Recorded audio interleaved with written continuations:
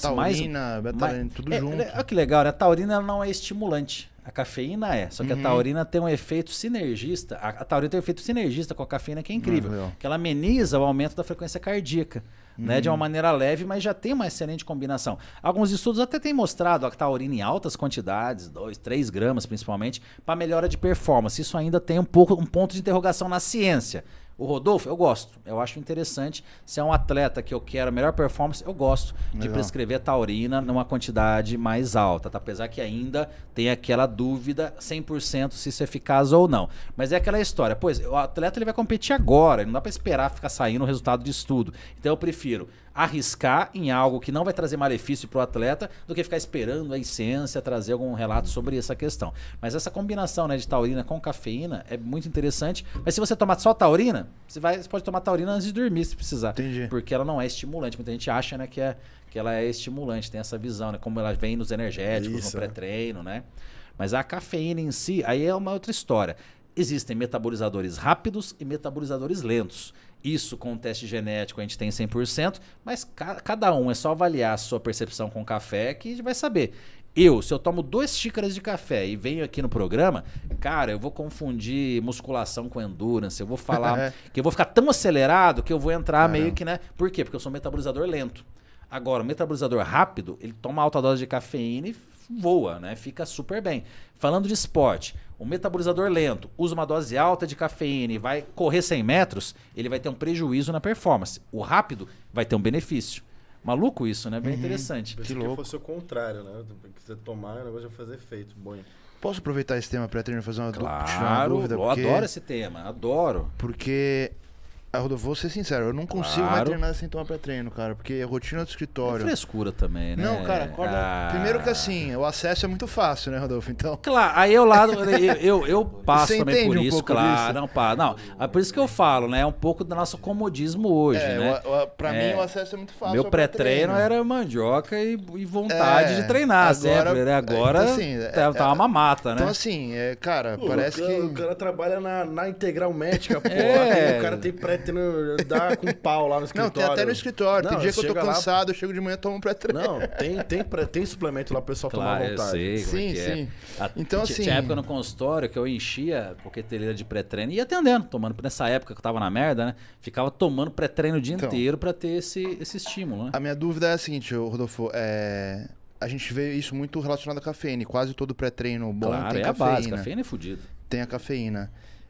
Diariamente o uso é prejudicial? Existe essa questão de uma hora vai fazer menos efeito, você vai ter que estar aumentando a dose, essa meio que dependência de quando você não toma. Eu conheço gente que fala assim, meu dia que eu não tomo café, eu fico com dor de cabeça de enxaqueca, assim, de não conseguir fazer nada. Eu também tenho... Gente viciada no café, na cafeína, tomar café. né? Se eu não tomar café, meu dia é um lixo. É a diferença Mas questão de pré-treino, faz mal tomar todo dia, tem problema? A diferença de veneno e remédio é sempre a dosagem, né? Falando de pré-treino, eu vejo sempre essa questão do horário que você vai treinar e o horário que você vai dormir. Se você treina à noite, não recomendaria um pré-treino com cafeína. Qual que é o problema? As empresas no Brasil têm uma limitação muito grande com a Anvisa, né? No sentido de ter uma liberdade maior na elaboração de produtos. Muita gente me fala, pô, Rodolfo, mas o pré-treino nacional não é bom. Pô, dentro do que é possível se produzir, são ótimos. O problema é que tem uma trava, né, na liberação de outras substâncias. Por exemplo, a gente tem algumas substâncias que são potencializadores colinérgicos, alfa-GPC, citicolina, que otimizam muito a concentração, muito o foco, mas não atrapalham tanto o sono quanto a cafeína. Então, existem pré-treinos norte-americanos, se você observar, são livres de cafeína, mas se você olhar, tem lá no blend, você vai encontrar algumas substâncias adaptogênicas, a ashwagandha, a rhodiola rósea, todas são ligadas à concentração. A gente até vê uns selos, né, caffeine free, né? Tem procura. Isso, então seria uma excelente opção aqui no Brasil, né, se a gente tivesse essa possibilidade. Não tá liberado isso. Grande parte das coisas. Liberaram a betalarina agora, né? Pô, suplemento mais do que bem consolidado, né? É complicado, cara. Então, essa é a grande questão. Para quem? Duas situações. Primeiro, treino. Se treinar à noite, o ideal seria buscar outras alternativas ali para otimizar essa performance. O problema é que a pessoa que treina à noite, ela já chega com sono no treino. Cansado. Porque ela dormiu mal na noite anterior. Ela treina hoje à noite, vai dormir mal. Amanhã acorda com sono. Na hora do treino toma pré-treino. É uma bola de neve que é uma merda, né? Uma hora explode esse negócio. Mas se o sono tá ok, essa pessoa vai ter uma base de disposição. O algo mais poderia vir ali de uma citrulina malato de 6 a 8 gramas. Eu acho incrível a citrulina, pensando aqui. O pessoal pensa muito em vascularização periférica. Mas no sentido de melhora de oxigenação, de síntese de óxido nítrico, pensando em melhora de performance, pode ser interessante. Paralelo a isso, tem os potencializadores colinérgicos, adaptogênicos, né, para otimizar o foco, a concentração e não ficar tão dependente de cafeína. Ou então, sendo muito realista, muda o horário do treino se tiver possibilidade. A gente está hoje numa realidade, você conseguiria. A gente está numa realidade hoje onde a gente tem cada vez mais liberdade, né, de mudar os nossos horários. Né? Algumas pessoas ainda trabalham naquele o famoso bater o ponto, entro tal hora e saio tal hora. Mas cada vez mais a gente tem se libertado dessa questão. Organiza o horário que fica encaixado no treino, que não seja no horário noturno, porque o horário da noite, por mais que seja o horário mais confortável para a maioria da população que trabalha, né, durante o dia, não é tão fisiologicamente adequado pensando no sono. Pessoal, o sono é a base da pirâmide. Se a gente perguntar sucesso do bodybuilder, vocês vão até achar estranho que eu vou falar.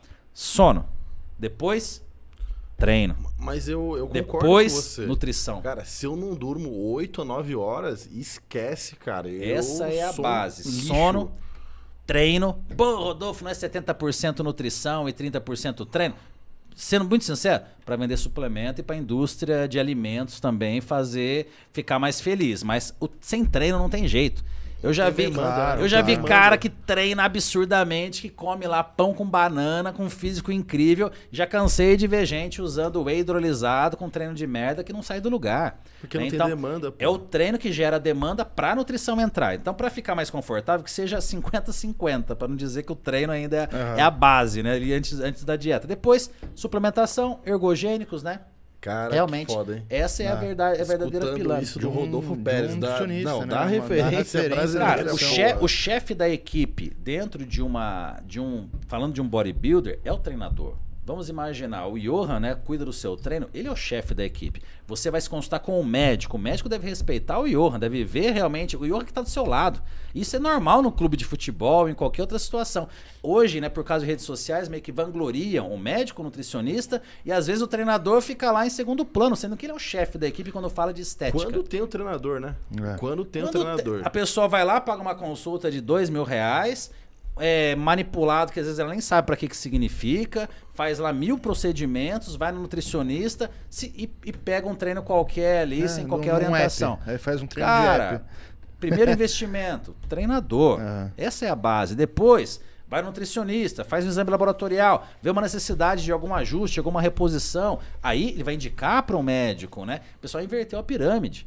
Já vai no médico já para tomar os Paranauê, não tem uma nutrição, não tem um treino, depois que ter resultado, né? Pô, né? Então realmente é complicada essa parte, né? Mas voltando no assunto do pré-treino, é analisar o horário do treino. Pelo menos, vai treinar à noite, você não vai usar 300 miligramas de cafeína, tenta usar 100, diminui um pouco a quantidade. E outro ponto agora falando para nossa vida sem ser treino. Vamos imaginar, você tá lá no trabalho, tá lá na Integral Médica, um monte de pepino, um monte de projetos e tal, pressão. Cara, você ficar tomando café nesse momento não é a melhor das ideias. Aí entra o lado que lá atrás eu achava que era uma frescura, mas é muito interessante, chá. Você ter chás que te mantêm... Mas o seu chá... Não sei se é o de buceta, mas poderia ser também. Esse acalma a qualquer hora. Mas ali um chazinho, cara, até chás parecidos com o que a gente usa antes de dormir, mas chás ali que não te deixa tão agitado. Pra tomar uma decisão, pra você decidir lá com a galera o stand do Arnold Classic. Cara, já tá dando trabalho. Você não tem que estar na pilha, caralho, porra, o stand, caralho, chama o cara. Não. Cara, o stand, vamos pensar, tem que ser sensato. Isso, a cafeína vai te deixar pilhado. Agora, usar mais chá, isso vai ser mais interessante. O Brasil é um dos poucos países no mundo que consome mais café do que chá. A cultura mundial é muito mais de chá do que de café.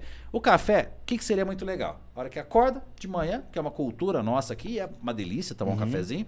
E antes do treino poderia ser ou um café, para quem não tem uma condição de um pré-treino, tem que pensar também na massa da população, isso é muito importante, de não esquecer. Sim. Agora a gente tá nessa vida de playboy, mas, a maior parte da minha vida foi lá na porradaria, né? Então a gente tem que pensar realmente na realidade da maioria das pessoas no Brasil. Então um cafezinho preto ou um pré-treino ali, antes do treino, pensando na hora que vai dormir. Vai dormir mais tarde, sente essa necessidade da cafeína, usa uma quantidade menor. Porque vai usar uma quantidade alta, não dorme bem, acorda cansado, dá-lhe cafeína durante o dia, não tem energia para treinar, é uma merda, né? A verdade é essa. Né, cara? Agora, são erros assim, que igual eu cometi durante anos na minha vida, porque, cuidava tanto das pessoas e não parava para cuidar de mim. O Ed comete, atleta não pode cometer.